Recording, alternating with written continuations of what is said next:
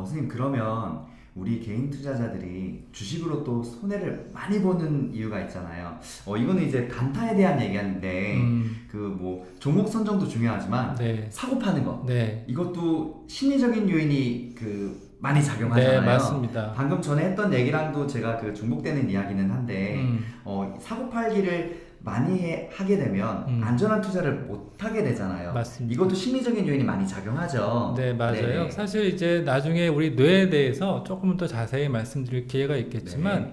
대부분의 이 중독 문제로 저희 외래 오시는 분들은 장기 투자를 하는 분들은 제가 본 적이 없고 주로 이제 단타 또는 급등주 사고 팔고 그래서 외국에서 이제 매매 중독이란 트레이딩 어딕션이라는 용어를 쓰기도 합니다. 매매 중독이요. 네.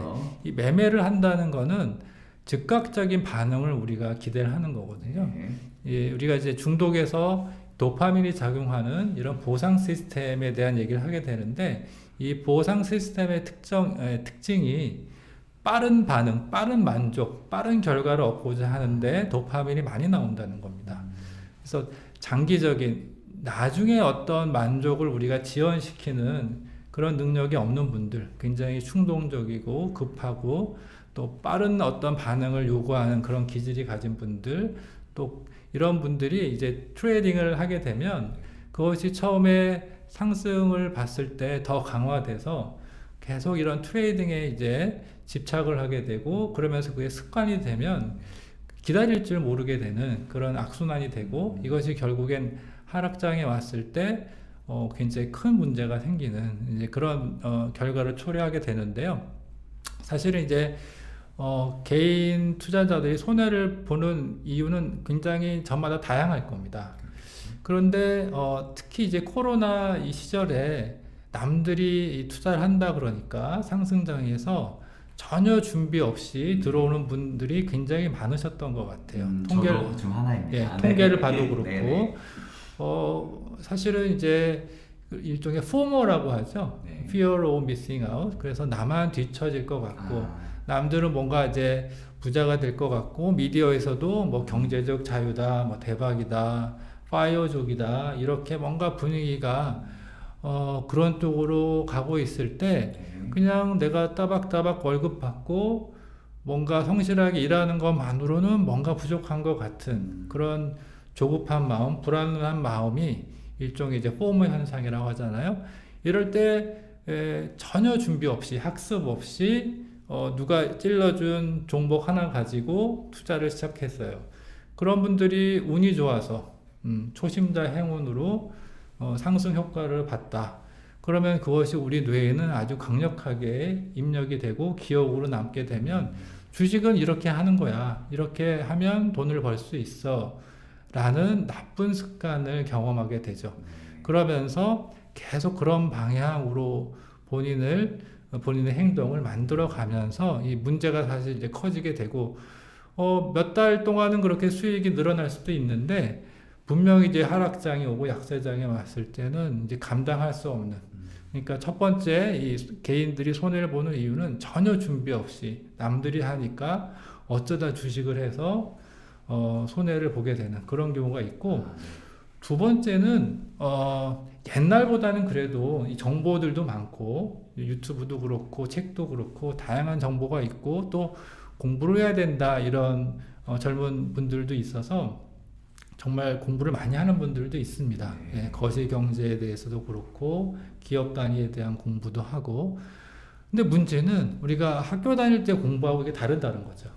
예, 학교 다닐 때 공부 만약에 2 플러스 2는 4다 뭐 미국의 수도는 어디다 이건 답이 정해져 있잖아요. 예, 그럼 밤을 새워서라도 공부하면 외우고 정답이 하나니까 알면 되는데 주가를 알아맞힐 수 있을까? 기업을 공부한다고 해서 불가능하죠. 예, 우리가 거시경제를 공부한다고 해서 이것이 통제 가능할까? 사실은 미국의 페드, 금리, 뭐 환율, 또 뭐 이 시장 앞으로 이 물가 이런 것들이 어떻게 될지 사실은 모르잖아요. 불확실성이죠. 변동성이 강하고 이 예를 들어서 뭐 이 유명한 애널리스트들이 테슬라, 삼성전자의 주가를 이제 목표 주가를 내잖아요. 그럼 하나가 아니잖아요. 여러 가지 그렇죠. 목표 네네네. 주가가 생깁니다. 그렇죠. 심지어는 한 애널리스트의 리포트를 여러 사람이 참고하더라도 각각 그 투자자들은 의사결정이 다 다릅니다. 다 달라요. 답이 하나가 아니에요. 아니기 때문에. 이게 우리가 주식시장은 이제 복잡계라고 하죠. 그래서 우리가 콩을 심으면 콩이 나오는 이런 선형적인 원인과 결과가 하나로 매칭이 되는 그런 곳이 아니라 우리가 통제할 수 없는 수만 가지의 요인들이 주가에 영향을 준다. 우리가 코로나 때도 이해를 했지만 예를 들면 이 대표적으로 페드에서 이제 유동성을 강화시켰잖아요. 그러니까 돈이 많아지고 또 이 바이러스가 이제 창궐하다 보니까 백신이 나오고 또 사회적인 락다운이 되고 또 미중 간의 갈등이 생기고 뭐 우크라이나 전쟁이 생기고 이런 모든 것들이 다 주가 영향을 주기 때문에 사실은 정리하면 거시경제, 기업 단위 분석을 반드시 해야 되지만 그것만 가지고 우리가 통제할 수가 없다. 그래서 이 개인이 주식시장의 손해를 보는 두 번째 이유는 공부를 하더라도 한계가 있다. 이 주식시장의 기본적인 한계를 이해를 해야 된다. 그리고 세 번째가 제 책에서 강조한 건데 정말 준비를 잘하고 공부를 어느 정도 하더라도 개인 단위에서 이 투자라는 의사결정을 할 때 여러 가지 오류들이 많이 생긴다. 이 부분은 이제 나중에 또 자세히 말씀드리지만 우리가 의사결정할 때 여러 가지 편향이라든지 또 심리적인 작용 때문에 의사결정 과정에 여러 가지 어려움이 있다. 그래서 이것 때문에 손해를 보게 된다. 요 세 가지로 조금 정리해서 말씀드릴 수 있을 것 같습니다. 네. 너무 쉽게 잘 얘기해 주신 것 같아요, 선생님. 그래서 또 우리가 이 주식들이 같은 비슷한 얘기인데 도박처럼 자꾸 중독에 빠지게 됩니다. 네. 그죠? 뭐 단타를 하는 네, 경우도 네. 생기고 갑자기 몰빵이라고 하죠. 네, 잘 맞아요. 투자하고 분산을 잘했다가 한 번에 몰빵해갖고 근데 그게 갑자기 막 떨어져. 뭐 그런 경우도 생기고 이게 다 이 그 자기 관리와 멘탈과 이런 조절 네. 그거에 실패해가는 건데 네. 주식이 이렇게 도박처럼 중독에 빠지는 특별한 이유가 있을까요?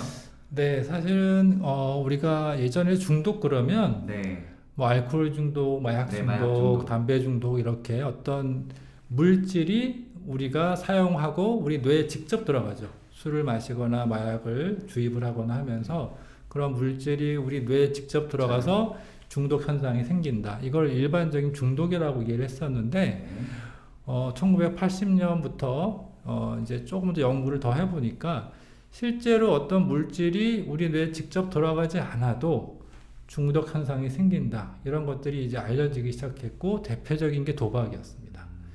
그래서 우리가 잘 알고 있는 뭐 카지노 도박도 있고 스포츠 도박도 있고 이 도박들을 했는데 우리 뇌에 이 중독 회로 또는 쾌락 회로라고 하는 이 보상 회로를 이 물질 중독하고 똑같이 공유해서 그쪽에 문제가 생긴다는 것이 밝혀졌고요, 과학적으로. 그래서 이 그런 것들 행위 중독이라고 그래요. 행위 중독. 네, 어떤 행위만으로도 중독이 된다. 수 있다. 네. 근데 여기서 이제 대표적인 게 도박 중독인데 그럼 주식을 도박이라고 할 수 있느냐? 사실은 좀 다르죠. 네, 우리가 이제 카지노, 스포츠 도박, 뭐 경마 이런 것들이 우리가 일상적으로 사행 산업이고 주식은 사실은 이 주식 시장이 있어야만 뭐 유튜브도 할 수 있고 차도 만들 수 있고 경제가 발전할 수 있고 이 주식 시장은 자본주의 사회에서 꼭 필요한 시장인데 사실은 도박하고는 전혀 다른 뿌리가 다른 건데도 불구하고 도박의 사전적인 정의는 말씀드리면 도박이라고 그러면 불확실성에 뭔가 내가 돈을 걸어서 이기려는 행위 이거 자체가 도박입니다. 네네. 중립적인 도박의 정의가 이 불확실성을 가지고 돈을 건다는 측면 때문에 주식도 얼마든지 도박화될 수가 있어요. 예. 그래서 실제로 처음에 우리 주식 중독으로 오시는 분들 얘기를 들어보면 난 처음에 우량주를 사서 예를 들면 뭐 우리나라 대기업 주식을 사가지고 처음에는 안전적으로 투자를 하려고 했다. 그렇게 시작을 하는데 그러다가 옆 사람들이 뭐가 된다더라. 또 어떤 기업이 한 번에 크게 돈을 벌 수 있다더라. 이렇게 기동량을 통해서 갑자기 이제 마음이 변하면 급등주를 매매를 하게 되고 거기서 이제 초심자 행운이 생기면 이게 정말 되나 보다. 그래서 최근에 봤던 제 환자분을 잠깐 말씀드리면 네. 이분이 이제 30대 결혼하신 분인데 네. 처음에 처음에 마찬가지로 코로나 전에 우리가 이제 조금 더 안정적으로 생활하기 위해서 투자를 해보자. 그래서 전에요. 30대. 뭐 회사도 잘 이제 다니시고 네. 안정적으로 자기 집도 있고 분양받아서 이랬던 분인데 남들 하는 이제 주식 투자를 해보자고 했어요. 처음에는 삼성전자 이런 거를 안정적으로 가져가려고 했는데 옆에서 급등주를 사서 몇 배 이렇게 이득을 보는 친구를 본 다음부터는 마음이 바뀌어서 이거 가진 내가 안 되겠다, 못 쫓아가겠다. 이래서 이제 그 친구가 얘기해주는 급등주에 갈아탔는데 처음에는 그게 몇 달 만에 2배가 되고 3배가 되고 야 이렇게 주식이 쉽구나. 근데 문제는 그 다음에 코로나가 와서 갑자기 이제 폭락을 하는데 그동안 벌었던 돈 다 날리고 네. 실제로 이제 마이너스가 됐어요. 전혀 준비 없이 들어갔던 분이 마이너스가 되니까 그냥 아까 얘기했던 패닉셀 현상 팔고 이제 도망 나왔습니다. 진짜 크게 오겠네요. 그럼. 네. 그렇죠? 이 다음에 이걸 어떻게 해야 될까? 복구를 빨리 하고 싶은데 그리고 이미 내가 돈을 이렇게 이득을 봤던 돈이 내 돈이라고 이제 생각하니까 사실은 마이너스 얼마가 아니라 마이너스 더 이제 내가 이득 본 것까지 다 손해 본 것처럼 생각하는 그런 심리가 생겨서 이분이 이제 대출을 해서 이걸 빨리 복구하려고 대출을 해서 이제 레버리지를 쓰고 네. 더 급등주를 하게 되면서 네. 문제가 이제 더 심각하게 되는 경우들이 생겼습니다. 처음에는 이제 부인하고 상의도 하고 투자를 했는데 이 중독의 특징 중에 하나가 또 몰래 하는 거거든요. 나중에는 이제 더 심각한 상황이 자기 집 담보로 대출을 했고 네. 결과만 말씀드리면 집담보로. 집이 날아갔죠. 그 과정에 이제 부인을 속이고 했고 네. 이런 경우들이 상당히 많습니다. 그리고 이런 또 손해가 이제 나니까 더 이 제2금융 실제 더 심지어는 이제 사채까지 손을 대서 실제로도 그런 네. 분들이 계세요. 저희 오시는 분들 네. 거의 다 그렇습니다. 그래요. 네. 그래서 이런 더 이자가 너무 높은 위험한 어떤 대출을 하게 되면서 문제가 심각해져서 병원에 오시는 경우. 그래서 정리를 하면 사실은 이 주식을 투자 개념으로 하지 않고 도박 개념화 하면서 이제 문제가 돼서 병원에 오시는 분들 의외로 굉장히 많습니다.